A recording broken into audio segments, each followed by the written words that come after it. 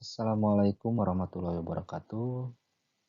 Video kali ini kami buat dengan judul AI with RapidMiner untuk memenuhi salah satu tugas mata kuliah kecerdasan buatan. Kami tergabung dalam kelompok 6 yang beranggotakan yang pertama Rizal Nugraha Saputra, yang kedua Lutfiani Fauziah, yang ketiga Tatang Nugraha, yang keempat Sony Hermawan.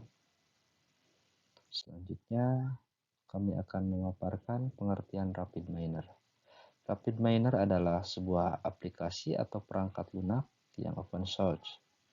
RapidMiner ini merupakan sebuah solusi untuk melakukan analisis terhadap data mining, text mining, dan analisis prediksi. RapidMiner menggunakan berbagai teknik deskriptif dan prediksi dalam memberikan wawasan kepada pengguna sehingga dapat membuat keputusan yang paling baik. RapidMiner sebelumnya bernama YALE atau Yet Another Learning Environment, di mana versi awalnya mulai dikembangkan pada tahun 2001 oleh Ralph Klickenberg, Ingo Mierswa, dan Simon Spicer di Artificial Intelligence Unit dari University of Dortmund. Selanjutnya untuk instalasi RapidMiner, yang pertama download software RapidMiner Studio pada link berikut di https://myrapidminer.com. Kemudian sesuaikan dengan sistem operasi yang digunakan. Selanjutnya, klik tombol Next untuk melakukan instalasi pada saat tampil Welcome to RapidMiner Studio Setup. Selanjutnya, klik tombol Agree untuk menyetujui license agreement atau persetujuan. Kemudian pilih lokasi instalasi dan klik tombol install untuk memulai instalasi. Selanjutnya, tunggu hingga proses instalasi selesai. Jika proses instalasi sudah selesai, klik tombol finish. Pilih use the RapidMiner license system, kemudian klik tombol next. Pada notifikasi Windows Security Alert, tekan tombol allow access. Checklist pada bagian I have, read, and understand, kemudian klik tombol accept untuk melanjutkan ke aplikasi RapidMiner. Untuk menggunakan aplikasi RapidMiner Studio, login dengan akun RapidMiner. Jika belum memiliki akun, silakan daftar terlebih dahulu dengan memilih link Create a new RapidMiner account, seperti tampilan di bawah ini.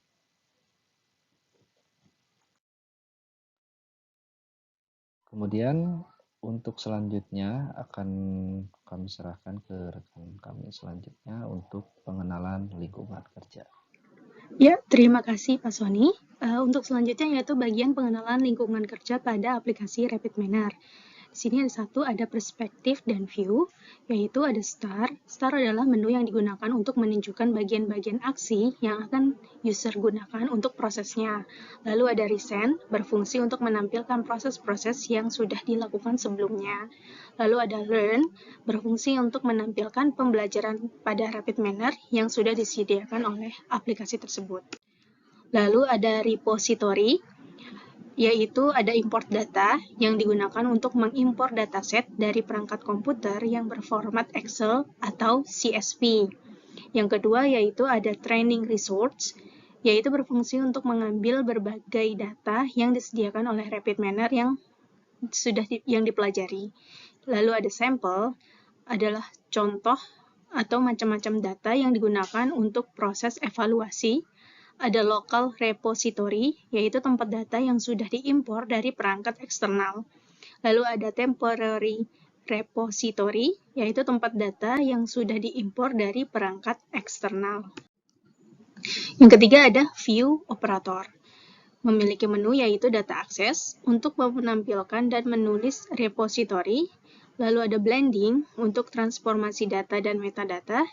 lalu ada cleansing untuk tahapan pra-proses data, ada modeling untuk proses data mining seperti asosiasi, estimasi, klasifikasi, dan clustering, serta lainnya. Ada scoring untuk pengambilan model dari modeling, ada validation untuk mengukur kualitas, ada utility, yaitu untuk mengelompokkan subproses, juga Marco dan logger, dan extension untuk format impor dan ekspor dari berbagai data berformat eksternal.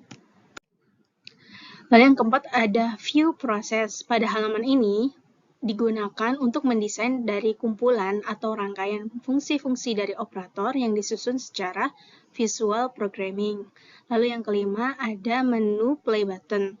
Proses yang dapat dijalankan pada menu play button yaitu menekan tombol play, memilih menu proses run, menekan kunci F11 pada keyboard. Dan yang keenam yaitu operator yang digunakan. Ada key means digunakan untuk mengelompokkan data ke dalam model clustering. Ada multiply digunakan untuk membuat salinan objek agar model clustering bisa dibuat lebih dari satu.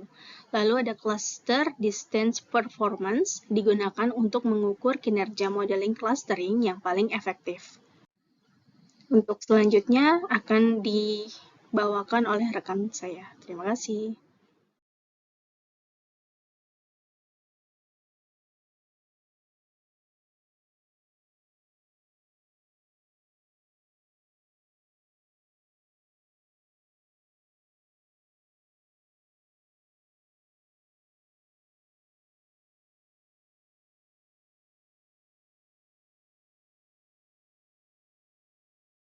Baik, untuk selanjutnya saya akan menjelaskan mengenai penerapan contoh kasus dengan menggunakan tools RapidMiner Studio.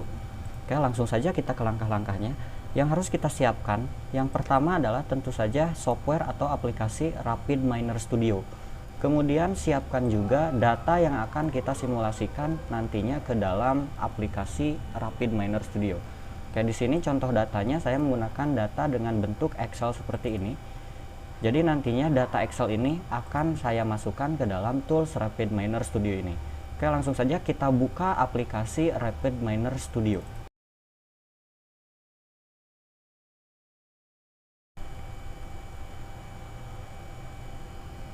Oke, dan inilah tampilan pertama dari aplikasi RapidMiner Studio.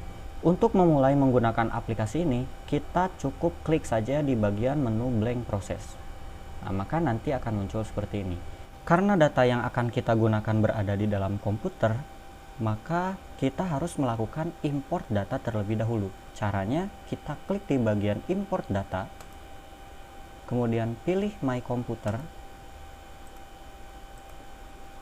kemudian cari file yang akan kita gunakan untuk simulasi di RapidMiner Studio ini. Nah, contohnya di sini saya simpan di desktop, kemudian ada sebuah file dengan nama data siswa jurusan TKJ. Jika sudah, kita klik next, maka akan muncul tampilan data dari format Excel yang sudah kita siapkan sebelumnya. Namun, di sini kita tidak akan menggunakan semua data yang ada pada format ini, kita hanya akan menyeleksi beberapa kolom saja. Yang pertama adalah kolom C, yang kedua adalah kolom D, yang ketiga adalah kolom E.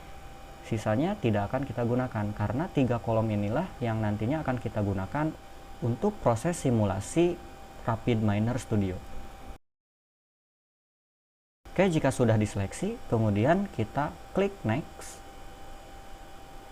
Nah, di bagian ini pastikan data yang berisi angka kita ganti type-nya menjadi integer. Nah, kemudian di kolom nama siswa kita ganti role-nya, kita ganti menjadi ID, karena nama siswa inilah yang nantinya akan muncul ketika kita sudah selesai membagi datanya ke dalam beberapa kelompok tertentu. Jika sudah, kita klik OK, kemudian pilih next. Selanjutnya kita klik di bagian local repository karena kita akan menyimpannya ke dalam local repository yang ada di tools RapidMiner ini. Jika sudah, tinggal klik finish. Nah, maka data yang sudah kita siapkan tadi sudah berhasil diimport. Nah, untuk kembali, kita klik di bagian desain. Nah, kemudian di bagian local repository sudah muncul data siswa yang sudah kita importkan tadi. Nah, untuk menggunakan data siswa ini, kita hanya tinggal drag and drop data ini menuju dialog proses. Contohnya seperti ini, kita klik kemudian drag, nah maka datanya sudah bisa kita gunakan. Untuk membagi data siswa ini ke dalam beberapa kelompok tertentu, kita membutuhkan sebuah operator. Operator yang kita gunakan namanya adalah k-means. Kita tinggal searching saja, kemudian pilih yang paling atas. Untuk menggunakan operator k-means ini, sama seperti sebelumnya, kita hanya tinggal drag and drop ke dialog proses. Seperti ini. Nah, maka operator k-means-nya sudah bisa kita gunakan. Untuk membagi data ke dalam kelompok-kelompok tertentu, kita harus menghubungkan antara data dengan operator k-means ini. Caranya tinggal kita klik kemudian drag ke operator k-means. Nah, kemudian dari operator k-means kita drag ke paling ujung, dua-duanya.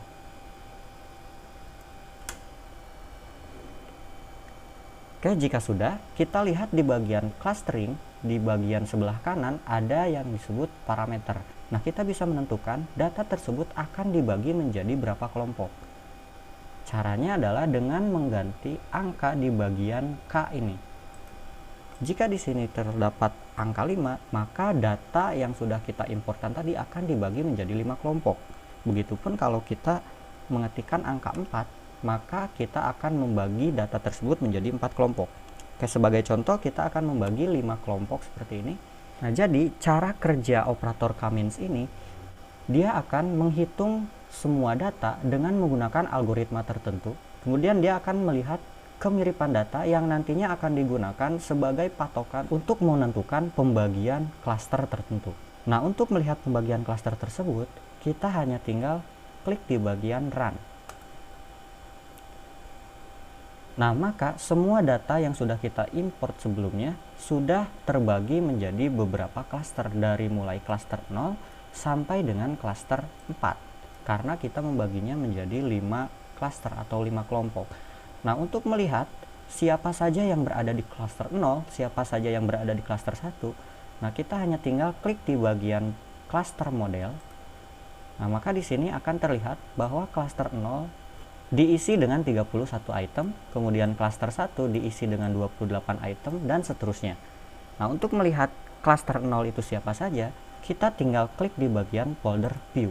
Nah, maka di sini terlihat ada folder klaster 0, klaster 1, dan seterusnya. Sebagai contoh, kita lihat di bagian klaster 0, nah maka ini adalah nama-nama siswa yang termasuk ke dalam klaster 0. Kemudian klaster 1, kemudian klaster 2, dan seterusnya, sesuai dengan jumlah data yang ada di dalam klaster model tersebut. Nah, sampai di sini sebetulnya prosesnya sudah selesai. Namun, membagi data menjadi 5 klaster seperti yang kita lakukan sekarang, mungkin saja itu bukan solusi yang efisien. Jadi, agar kita tahu berapa klaster yang harus kita bagi agar menjadi efisien, nah kita bisa menggunakan operator-operator lain untuk menentukan berapa banyak klaster yang harus kita bagi. Caranya adalah kita klik di menu desain lagi. Nah, karena kita akan menentukan jumlah kelompok yang paling efisien itu berapa, maka kita membutuhkan operator k-means sebanyak yang akan kita simulasikan.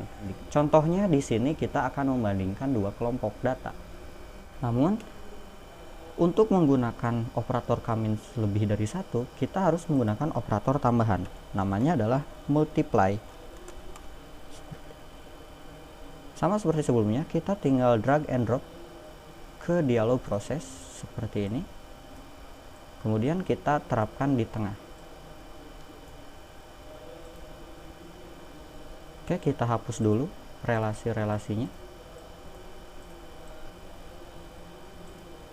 Kemudian baru kita masukkan operator k-means lagi. Nah, misalkan di sini kita akan membandingkan antara 2 kelompok saja. Bagaimana jika dibagi menjadi 4 kelompok dan bagaimana jika dibagi 5 kelompok? Berapa kelompok yang paling efisien? Nah, jika sudah, kita tinggal menghubungkan antara data dengan operator multiply. Kemudian dari multiply ini dihubungkan ke semua operator Cummins. Nah, kemudian untuk melihat berapa kelompok yang paling efisien, kita juga membutuhkan operator tambahan yang lainnya. Namanya adalah Cluster Distance Performance. Nah, ini adalah operatornya. Kita tarik. Kita buat sebanyak operator Cummins yang kita gunakan. Karena kita menggunakan 2 operator Cummins, nah maka kita gunakan 2 Cluster Distance Performance seperti ini. Nah, untuk menghubungkan antara Cummins dengan performance ini, cara menghubungkannya adalah dengan disilang. Jadi dari Cummins seperti ini dilakukan silang. Nah, sama seperti sebelumnya, karena ini adalah operator terakhir, maka dihubungkan semuanya ke ujung. Nah, seperti ini. Nah, baru kita tentukan di bagian operator Cumminsnya akan dibagi menjadi berapa kelompok. Misalkan ini dibagi menjadi 4 kelompok dan yang di bawah dibagi menjadi 5 kelompok. Nah, kita akan membandingkan berapa kelompok yang paling efisien yang harus digunakan jika datanya adalah seperti yang kita gunakan saat ini. Nah, untuk melihat perbandingannya, caranya sama seperti sebelumnya. Kita hanya tinggal klik di bagian star ini. Nah, maka di sini akan muncul menu performance yang pertama, kemudian ada performance yang kedua. Nah, performance yang pertama ini data yang akan kita bagi menjadi 4 kelompok, dan yang performance 2 ini data yang akan kita bagi menjadi 5 kelompok. Nah, untuk melihat berapa kelompok yang paling efisien, kita lihat di bagian performance yang pertama, kemudian kita cek di bagian Davis Baldwin ini. Nah, lihat di sini muncul angkanya. Nah, angka di sini adalah angka yang absolut. Jadi kita tidak perlu memperhatikan minusnya, kita hanya tinggal memperhatikan angkanya. Nah, semakin kecil angkanya, maka semakin efisien menurut aplikasi RapidMiner ini. Nah, di sini jika kita membagi datanya itu ke dalam 4 kelompok, angka yang dihasilkannya itu adalah 0,786. Sedangkan jika kita membaginya ke dalam 5 kelompok, kita lihat di bagian Davis Baldwin-nya, kita klik performance 2, kemudian kita klik Davis Baldwin. Nah, di sini angkanya 0,863, sedangkan jika kita membagi kelompoknya menjadi 4, angka yang dihasilkan adalah 0,786. Nah, artinya jumlah kelompok yang paling efisien itu ternyata harus dibagi menjadi 4 kelompok. Nah, dengan data ini kita sudah tahu nih bahwa data yang kita punya itu harusnya dibagi menjadi 4 kelompok. Nah, kita masuk lagi ke menu desain. Karena kita sudah tahu pembagian klaster yang paling efisien itu adalah klaster yang pertama ini sebanyak 4 klaster. Nah, maka kita gunakan performance yang pertama. Cara untuk menampilkan datanya, kita hanya tinggal klik di bagian performance yang pertama ini ke ujung-ujungnya seperti ini. Nah, jika sudah, kita hanya tinggal klik run. Maka nanti yang akan dijadikan klaster modelnya itu adalah klaster yang terbagi menjadi 4 klaster seperti ini. Nah, di sini sama seperti sebelumnya, terlihat klaster 0 terbagi menjadi 34 item, kemudian klaster 1 ada 31 item, dan seterusnya. Nah, sama seperti sebelumnya juga, jika kita ingin melihat siapa saja yang termasuk ke dalam klaster 0 ini, kita hanya tinggal klik di bagian folder view. Kemudian pilih klaster 0. Nah, di sini muncul nama-namanya. Begitupun juga klaster 1 muncul nama-namanya, kemudian di klaster 2 muncul juga nama-namanya, kemudian di klaster 3 pun muncul juga nama-namanya. Nah, untuk melihat klaster mana yang terbaik menurut data yang sudah dikelompokkan, kita bisa masuk ke menu Example Set Clustering. Nah, kemudian kita bisa klik di bagian Visualization. Nah, di sini plot type-nya biar lebih mudah, kita bisa ganti menjadi scatter 3D, kemudian nama kolomnya kita ganti menjadi nama siswa, value kolomnya juga kita ganti menjadi nama siswa, kemudian y-axisnya kita ganti menjadi cluster, dan colornya juga kita ganti menjadi cluster. Di sini terlihat bahwa data yang terbaik itu adalah cluster yang pertama, kemudian yang kedua adalah cluster ketiga, kemudian yang ketiga adalah cluster kedua, dan yang terakhir adalah cluster 0. Nah, dari grafik ini kita bisa melihat klaster 1 ini berisi siswa-siswa dengan nilai tertinggi, sedangkan klaster 0 itu adalah siswa dengan jumlah nilai yang terendah. Oke, jadi untuk proses pembagian clustering ini bisa kita gunakan data yang sudah ditentukan oleh tools RapidMiner ini. Oke, sampai di sini berarti proses pembagian data ke dalam beberapa cluster tertentu sudah berhasil. Baik, mungkin seperti itulah contoh penerapan kasus dengan menggunakan tools RapidMiner Studio. Baik, sekian presentasi yang bisa kelompok kami sampaikan. Terima kasih telah menonton video ini. Mohon maaf bila ada kekurangan dalam pembuatan video ini. Sekian dan akhir kata, Assalamualaikum warahmatullahi wabarakatuh.